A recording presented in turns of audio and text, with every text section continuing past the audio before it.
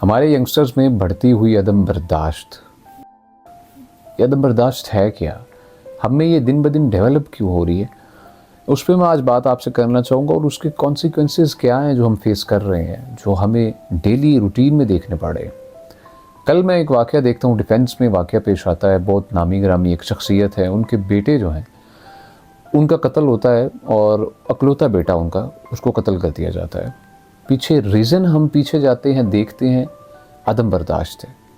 किसी मामले पे उनकी आपस में, दोस्तों में, दोस्त अहबाब की आपस में ही लड़ाई होती है।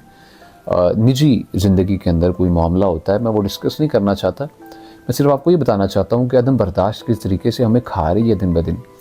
वो लड़ाई करते हैं, उसके बाद एक हफ़्ता तक ये सर्द मोहरी की जंग जारी रहती है। दोबारा से मीटअप होता है तो वहाँ पर कोई पैचअप नहीं होता, जिसकी वजह से वहाँ पर दोबारा से जब ये मामला पेश आता है, तू मैं और तू का जब अना का अमल दखल होता है तो फिर जनाब फायरिंग भी होती है। फिर फायरिंग के नतीजे में अकलौता बेटा, मशहूर शख्सियत है पाकिस्तान की, उनका एक बेटा जो है वो जाँ बाक हो जाता है।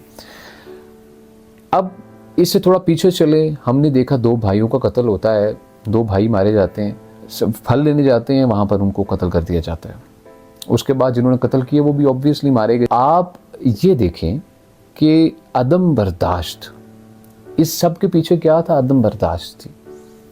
अब जो 2 भाई कत्ल हुए वो कैसे हुए? बात यहाँ से शुरू होती है कि वो भाई फल लेते हैं, 30 रुपये का मामला है, 30 रुपये देना चाह रहे हैं, उसके बाद चेंज नहीं है। उसने कहा जाके चेंज लेके आओ। उसने कुछ करख्त लहजा इस्तेमाल किया, सख्त लहजा इस्तेमाल किया।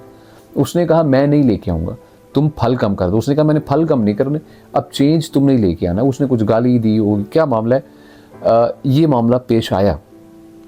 जब ये अदम बर्दाश्त की जानी बढ़ा, वहाँ पर 2 भाई जवान कत्ल हो गए।